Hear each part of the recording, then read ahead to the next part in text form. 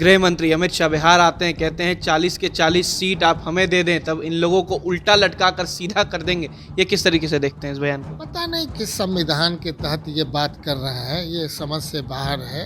ये कौन सा एक्ट में है, ये कौन से एक्ट की बात कर रहे हैं संविधान का, ये हमें समझ में नहीं आ रहा है। और उस तरह का बोलना ये आम व्यक्ति अच्छा नहीं मान रहा है। रादर भारतीय जनता पार्टी के घोर मददगार भी इस बात के लिए हमसे पूछते हैं, आरएसएस के लोग भी पूछते हैं कि अमित शाह जी को ऐसा बोलने के पीछे क्या है। नमस्कार, मेरा नाम उत्कर्ष है। आप लाइव सीरीज देखना शुरू कर चुके हैं। लगातार विपक्ष यानी कि बीजेपी के द्वारा ये सवाल और ये आरोप लगाया जाता है कि बिहार सरकार लोगों को रोजगार नहीं देती है, रोजगार के नाम पर केवल ढकोसला है। जो रोजगार उन्होंने दिए भी हैं वो बीजेपी यानी कि एनडीए सरकार के समय में सृजन किया गया था, अब कोई रोजगार नहीं है। हमारे साथ बात करने के लिए उद्योग मंत्री हैं समीर महासेठ। क्या बिहार में लोगों को रोजगार मिलेगा? पहले तो लाइव सिटीज के दर्शकों को ढेर सारी शुभकामनाएं उत्कर्ष जी। और जिस ढंग से अपने चीज़ों को आप रख रहे हैं, मेरा मानना है कि बिहार अब बढ़ता बिहार की तरफ बढ़ रहा है। तो बढ़ता बिहार का मतलब है कि हर एक क्षेत्रों में आगे बढ़ रहा है। नज़र जिनको नहीं आ रहा है तो शायद ऐसा लगता है कि थोड़ा गलतफहमी में ज़्यादा नहीं रहें। जो अपेक्षा है उसमें भारत सरकार को हर एक जगह मदद करना चाहिए, जो कि भारत सरकार से लगातार अपेक्षा रहा। बिहार के 40 एमपी हैं, उनको बिहार के प्रति अपना स्नेह रखना चाहिए, क्योंकि उन्हें फिर पार्लियामेंट में लड़ने जाना है। तो लोग पूछेंगे कि पिछली सरकार ने कहा था कि 1800 एकड़ ज़मीन आपके नहीं बगहा में जो रखे हुए हैं टेक्सटाइल क्लस्टर के लिए, तो भारत के प्रधानमंत्री जी पूरे देश में अनाउंस कर दिए, बिहार को क्यों छोड़ दिए? किससे पंगा ले रहे हैं? बिहार की जनता से? किसकी गरीबी का उपहास कर रहे हैं? बिहार की गरीबी से? महंगाई बिहार में ही है ऐसा नहीं है, पूरे देश में है। 5 किलो अनाज पर कब तक लोग रहेंगे? 5 किलो अनाज से काम नहीं चलेगा। और आपके माध्यम से हम कहना चाहते हैं कि जल्द से जल्द 1800 एकड़ ज़मीन हमारा जो कम से कम 1 लाख लोगों को रोजी रोजगार मिलेगा, उसको क्यों नहीं क्लियर कर रहे हैं? दो मैंने हमारा कि नहीं मैंने लेदर क्लस्टर का है, मुजफ्फरपुर है, क्यों नहीं क्लियर कर रहे हैं? क्लियर कर देते तो कम से कम बिहार के कहे ना 1 लाख लोगों को रोजी रोजगार मिलता। तो जो काम आपको करना चाहिए करिएगा नहीं। 2007 में हम लोगों ने एथेनॉल पॉलिसी लाया, 2021 में वो लाए। इसके बावजूद भी बिहार ने अपने आगे बढ़ करके उन चीज़ों को करने का प्रयास किया है। और हम बार बार कहते हैं, हमारे पुराने जितने मंत्री थे सबों ने जो सोच बनाया उसी सोच को हमको आगे के लिए ले जाना है। हम उन लोगों से भी आग्रह करेंगे, एथेनॉल पॉलिसी के लिए आप जितना कर रहे हैं वो बहुत कम है, आप उसे भी बढ़ाने का हमारा व्यवस्था करिए, क्योंकि बिहार कहीं ना कहीं आगे बढ़ रहा है। उसमें जो आप मदद कर, अरे विशेष राज्य की दर्जा तो दीजिएगा नहीं, कम स्पेशल इकोनॉमिक्स जोन्स तो दे दीजिए। 4 जगह अप्लाई करेंगे, 2 ही जगह दीजिए, लेकिन दीजिए। सवाल ये भी उठ रहा है कि विपक्ष ये कहती है कि रोजगार तो आपने दे दिया, जहरीली शराब, लोग जहरीली शराब बना रहे हैं, लोग पी रहे हैं, मर रहे हैं। क्या हो रहा है? 2016 से शराबबंदी है बिहार में, लेकिन फिर भी लोग मर रहे हैं। तो है सामने में है, हम इसमें क्या बोलेंगे? सरकार जिन चीज़ों के लिए चल रही है, हम तो अभी जहाँ जहाँ माननीय मुख्यमंत्री जी के साथ गए, हमने देखा कि हर एक ज़िलों में एक अच्छा वातावरण बन रहा है। और जो वातावरण है, हमने कहा कि जीविका दीदी सब जितना ढंग से कि इन चीज़ों का ग्रास रूट पर अवेयरनेस जगाई, एनजीओ जितना है, लेकिन भारत सरकार को तो कुछ अपना समझ में वो आ नहीं रहा है।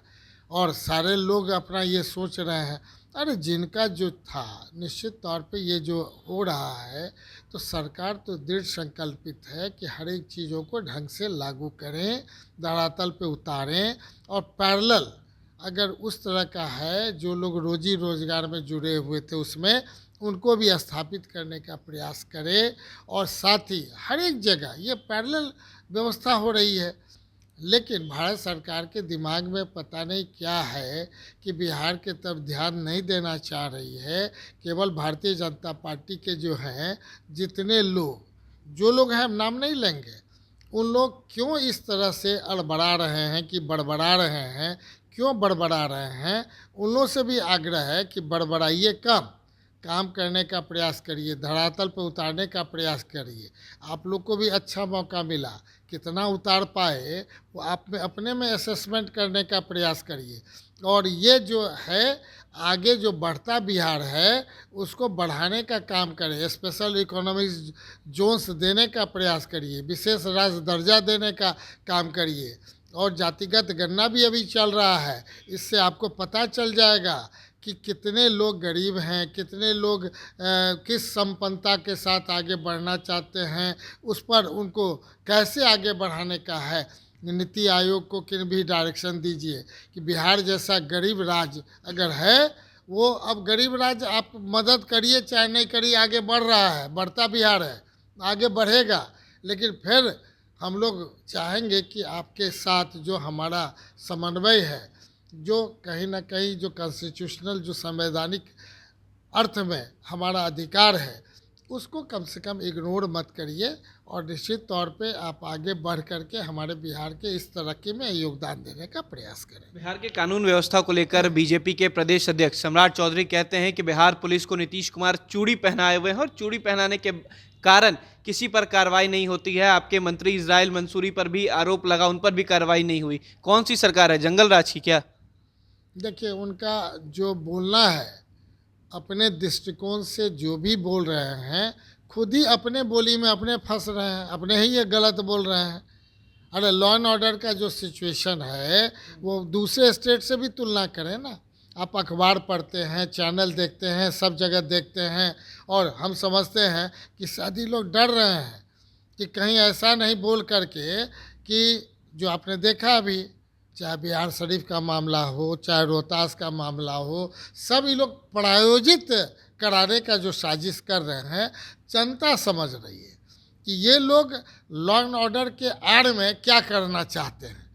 आप ही बताइए, पूरे बिहार में एक तरह का तलवार, पूरे बिहार में एक एक जिला चला गया, ये कौन सा कि नहीं रामायण पाठ कर रहे हैं? ये अच्छा लगता है? ये प्रायोजित नहीं लग रहा है? 4-5 आर्म्स जो इन्होंने पूरे बिहार में जो सप्लाई किया है एक एक जगह, ये कौन सा अच्छी बात है? किस तरह का ये बिहार को बनाना चाहते हैं, किस तरह के बिहार को आगे ले जाना चाहते हैं? जनता देख रही है और सब जगह जुलूस में देख रही है। कितना हिंदुत्व जग रहा है ये भी देख रही है। इससे हिंदुत्व जग रहा है कि आप क्या कराना चाहते हैं। हर एक आदमी अगर ये सोच ले कि हमें बिहार को आगे बढ़ाना है तो आर्म्स से तो कम से कम हटना ही चाहिए। और अगर बिहार सरकार इन चीज़ों का संज्ञान लेकर के देखेगी कि जहाँ जहाँ ये इस तरह का आर्म्स पहुँचा है वो कहाँ से आया है, तो ये भी एक नया आयाम लिखेगा कि बिहार में कि नहीं लगातार इस तरह का क्यों कर रहे हैं भाई। एक आखिरी सवाल है, जिस तरीके से गृह मंत्री अमित शाह बिहार आते हैं, कहते हैं 40 के 40 सीट आप हमें दे दें, तब इन लोगों को उल्टा लटका कर सीधा कर देंगे, ये किस तरीके से देखते हैं इस बयान को? पता नहीं किस संविधान के तहत ये बात कर रहे हैं, ये समझ से बाहर है। ये कौन सा एक्ट में है, ये कौन से एक्ट की बात कर रहे हैं संविधान का, ये हमारे समझ में नहीं आ रहा है।